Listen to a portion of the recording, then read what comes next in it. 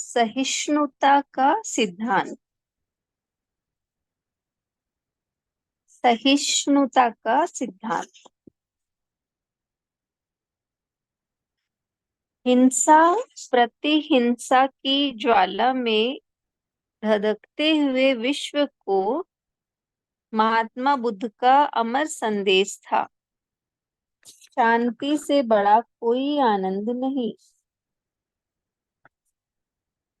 अपने आर्थिक और राजनीतिक साम्राज्य के विस्तार के लिए हिंसा का सहारा लेकर बेगुनाहों की लाशों के अंबार पर विजय का जश्न मनाने वालों से महात्मा बुद्ध ने कहा, विजय घृणा को जन्म देती है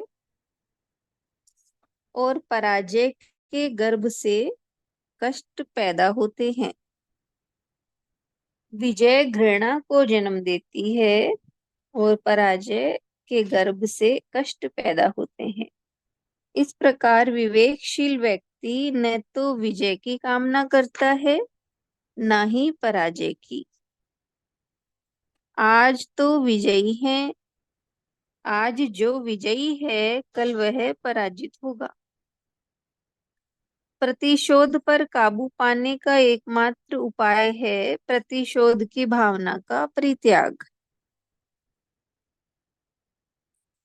दूसरों के प्रति असहिष्णुता और बैर भाव रखने वाला व्यक्ति समाज का अहित बाद में और अपना अहित पहले करता है। इसका कारण है कि मानसिक शांति और आसुरी विकास एक साथ नहीं रह सकते।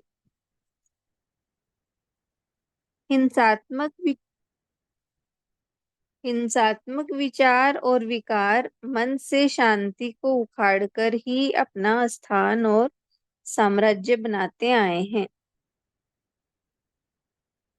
जिस समाज में सहिष्णुता है वहाँ क्षमा है, जहाँ क्षमा है वहाँ सौहार्द है, जो जहाँ सौहार्द है वहाँ सहयोग और समन्वय है, जहाँ समन्वय है वहाँ शांति है, जहाँ शांति है वहाँ विकास है, मानव का, समाज का, राष्ट्र का और विश्व का भी।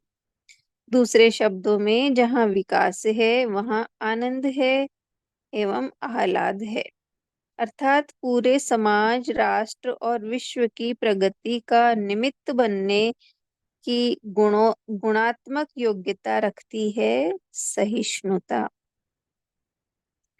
सहिष्णुता और अहिंसा भाव का जो सिद्धांत प्रथमतः वैदिक एवं पौराणिक काल में प्रतिपादित हुआ, वह कालांतर में बुद्ध, महावीर और नानक आदि महात्माओं से पुष्टि प्राप्त करता हुआ आधुनिक काल तक पहुंचा। 20वीं सदी के महान संत महात्मा गांधी ने उसे न केवल अपने जीवन के दिशा निर्देश के रूप में स्वीकारा, बल्कि संपूर्ण विश्व में प्रतिष्ठित किया। उन्होंने कहा कि अहिंसात्मक आचरण में विरोधी के प्रति सहिष्णुता और उदारता की अपेक्षा होती है। इससे उल्टा व्यवहार एक प्रकार की हिंसा होगी। सहिष्णुता का जितना विशद प्रतिपादन भारतीय चिंतन में हुआ है, उतना कहीं नहीं हुआ। अगर कहा जाए कि सहिष्णुता का अमर संदेश भारत से अन्य देशों तक पहुंचा, तो इसमें कोई अतिरंजना नहीं होगी।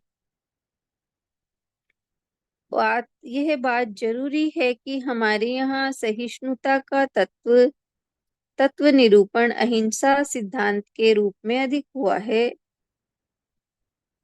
जो सहिष्णुता का ही उपधर्म या पर्याय माना गया है।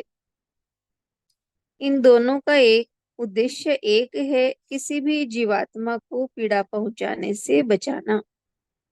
महात्मा बुद्ध का मत था कि यदि प्रत्येक मनुष्य इस विश्व दृष्टि को अपना ले तो संसार में हिंसा का भाव स्वतः खत्म हो जाएगा। बुद्ध का ये सिद्धांत नानक नानक जी के सिद्धांत के बिल्कुल करीब है, जिसमें न केवल जीवात्मा पर दया करने की बात कही गई है, अपितु उसके अस्तित्व संरक्षण के लिए दान पुण्य करने पर भी बल दिया गया है। विनम्रता की पराकाष्ठा। प्रत्येक व्यक्ति महर्षि भृगु द्वारा भगवान विष्णु की छाती पर पद प्रहार की कथा भली भांति जानता है। इस कथा द्वारा ज्ञात होता है कि वही सर्वश्रेष्ठ है, जिसमें विनम्रता है, सहनशीलता है और क्षमा का भी भाव है। सहिष्णु शब्द इन तीनों विशिष्ट गुणों को अपने में समेटे है। विनम्रता, सहनशीलता और क्षमा। आगे है, पदाघात के बाद श्री विष्णु का ये कहना कि आपके सुकोमल चरणों को चोट तो नहीं लगी, विनम्रता की पराकाष्ठा है। विश्व का पालन करने वाले परम देव द्वारा अपने अपमान को पूर्ण रूप से अस्वीकार कर देना इस बात का द्योतक है कि वहां सहन करना जैसे शब्दों का प्रयोग व्यर्थ है। सहन करना और क्षमा करना तो तब उपयुक्त लगता है जब कहीं आघात लगा हो। क्षमा करना और सहन करना तो तब उपयुक्त लगता है जब कहीं आघात लगा हो। यहाँ तो बिल्कुल विपरीत स्थिति है। महर्षि भृगु आहत न हो गए हों, इस भय इस बात का है। महर्षि भृगु आहत न हो गए हों, भय इस बात का है। यह स्थिति निरपेक्ष प्रेम और परम आत्मीयता की है।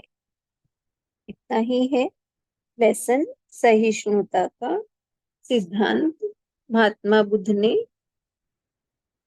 इस हिंसा और प्रतिहिंसा की ज्वाला में जलते हुए विश्व को अमर संदेश दिया था कि शांति से बड़ा कोई भी आनंद नहीं। अपने साम्राज्य के विस्तार के लिए जहां लोग बेगुनाहों की लाशों बिछाकर अपनी जीत का जश्न मना रहे थे, तो बुद्ध ने कहा कि विजय घृणा को जन्म देती है और पराजय के गर्भ से कष्ट पैदा होता है। इसलिए विवेकशील व्यक्ति ना तो विजय की कामना करता है और ना ही पराजय की। जो आज विजयी है, कल वो पराजित होगा। और प्रतिशोध पर काबू पाने का एकमात्र उपाय है कि प्रतिशोध की भावना का परित्याग कर देना और दूसरों के प्रति ऐसे ही जो वैर का भाव रखते हैं, उनका वो दूसरों का अहित बाद में करते हैं, पहले अपना ही अहित कर लेते हैं। क्योंकि मानसिक म्यूट कर ले। मानसिक शांति और आसुरी विकास एक साथ नहीं रह सकते। इसलिए यही बताया है कि विश्व की प्रगति के लिए सहिष्णुता की भावना आवश्यक है, क्योंकि जहाँ सहिष्णुता आ जाती है वहाँ सारे गुण आ जाते हैं। सहयोग, क्षमा, सहयोग, समन्वय, शांति, सब कुछ अपने आप आ जाता है। और यही बताया है हमें कि सहिष्णुता और अहिंसा, इनका एक ही उद्देश्य है कि किसी भी जीवात्मा को पीड़ा ना पहुंचाई जाए।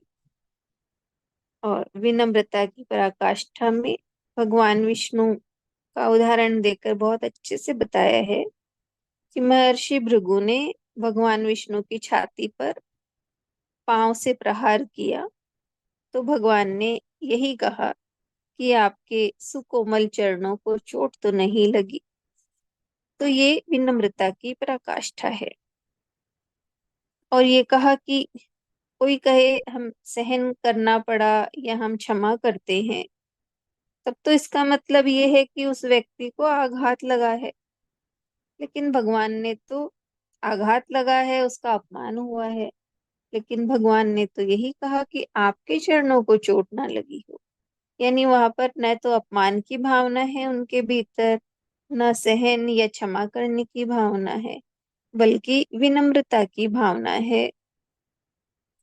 कहीं उनको चोट ना लगी हो, इस बात का डर है। तो ये स्थिति क्या बताई? निरपेक्ष प्रेम और आत्मीयता की है। हरिओम।